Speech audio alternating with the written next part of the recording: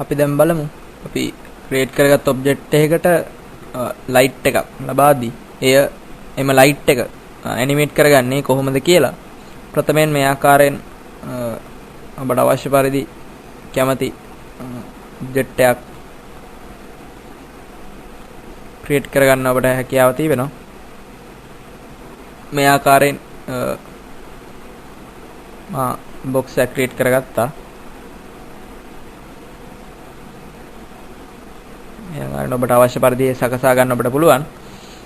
ඉන්පසු මෙම shapes tab එකේ තිබෙන මෙම circle shape යන shape එක select කර ඔබට පුළුවන් ඔබගේ top view port එක භාවිතා කර මේ ආකාරයෙන්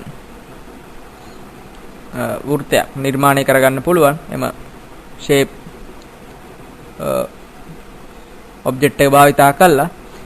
ඉන්පසු ඔබ මෙම select and move යන tool එක select කර front view port එක භාවිතා කර මේ ආකාරයෙන් ඔබගේ right mouse button එක click කිරීම මගින් active කරගන්න පුළුවන්. ඔබ මේ ආකාරයෙන් front view port එක active කර ඉන්පසු ඔබට පෙනෙනවා ඇති ඔබගේ මෙම circle shape එක select වෙති ආකාරය ඔබට පුළුවන් front view port එක භාවිතා කළා ඔබගේ left mouse button එක මෙම ඊහිස මතට ගෙනා විට ඔබට පෙනෙනවා ඇති ඒ වෙනස් වන ආකාරය. මේ ආකාරයෙන් වෙනස් වූ විට ඔබගේ left mouse button එක click කර ඔබට පුළුවන් මෙම circle එක ඉහළ පහළ රැගෙන යාමට. මම මේ ආකාරයෙන් මෙම circle එක ඉහළට රැගෙන ගොස් මේ ආකාරයෙන් තබනවා. මේ ආකාරයෙන් සකසාගත් පසුව ඔබට පුළුවන් මෙම create event modify event motion display utility යන සඳහන් නැති tab අතුරෙන් මෙම create යන tab එක යටතේ තිබෙන මෙම lights යන icon එක click කර විට ඔබට පෙනෙනවා ඇති මෙම ස්ථානයේ target spot එන්ම free spot target direct free direct omni skylight වශයෙන් එම light වර්ග 6ක් අපිට මෙම දී දැක් ගන්න හැකියාව තිබෙනවා. ඔබට මතක ඇති මා පෙර පාඩමකදී ඔබට කියලා දුන්නා omni light එකක් භාවිතා කර කොහොමද අපි shadow එකක් නැතිනම් සෙවණැල්ලක් ලබා ගන්නේ කියලා. මෙහිදී මා මෙම target spot යන light එක භාවිතා කරනවා. මා අය මේ ආකාරයෙන් click කර ඉන්පසුව මෙම top view port එක මාගේ right mouse button එක click කර මේ ආකාරයෙන් active කරගෙන ඔබට අවශ්‍ය නම් මේ min max toggle එක මගින් maximize කරගන්න පුළුවන්. ඉන්පසු මම මේ ආකාරයෙන් මෙම මා නිර්මාණය කරගත් මෙම වෘත්තය එම වෘත්තයේ මෙම curve එක තිබෙන තැනට නැතිනම් මෙම වක්‍රය තිබෙන තැනට රැගෙන ගොස් මේ ආකාරයෙන් මාගේ left mouse button එක click කරගෙන මම මේ ආකාරයෙන් ඉදිරියට හෝ පසුපසට රැගෙන ගිය විට ඔබට පෙනෙනවා ඇති මේ ආකාරයෙන් යම් කිසි ඔබ්ජෙක්ට් එකක් නිර්මාණය වන ආකාරය. මේ නිර්මාණය වන්නේ මා සිලෙක්ට් කර තිබෙන ටාගට් ස්පොට් කියන ලයිට් එකයි. මේ ආකාරයෙන් මා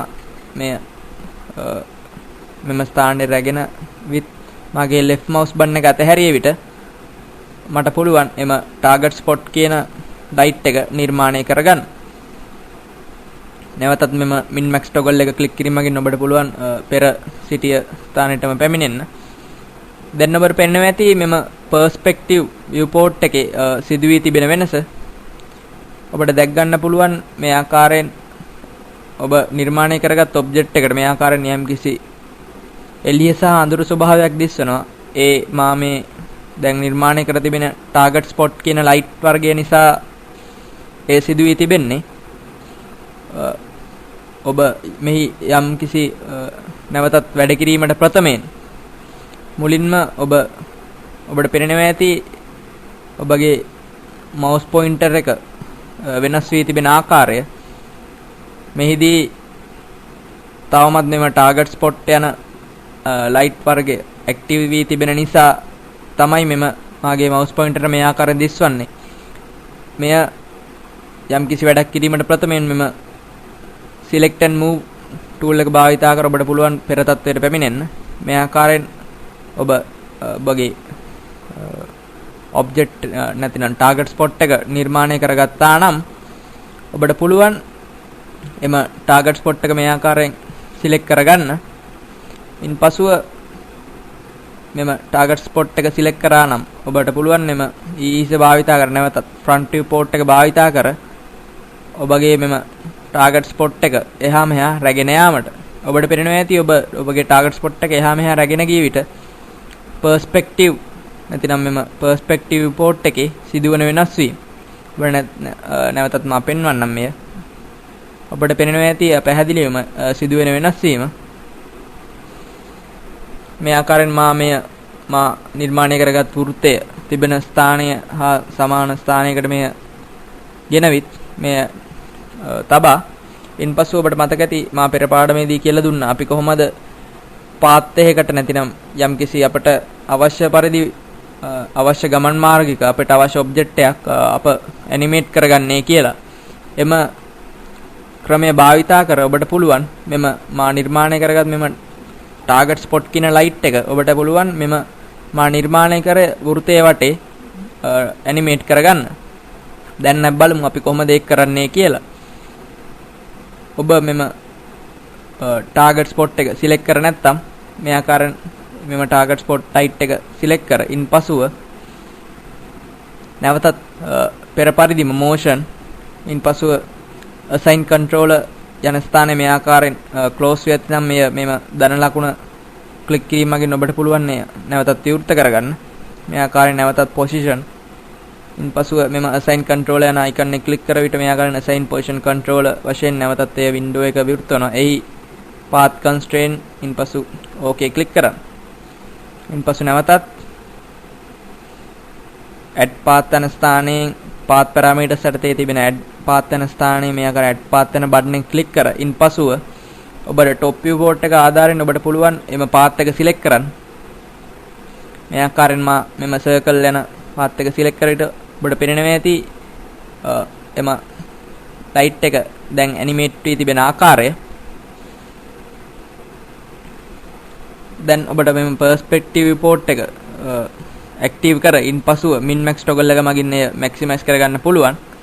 ඔබට මේ පැහැදිලිව බලා ගැනීමට අවශ්‍ය නම් ඔබට මම පැහැදිලි වශයෙන් අදහස් කරේ ඔබට දැන් එම ටාගට් ස්පොට් ලයිට් එක ඔබට පේන්නේ නැහැ.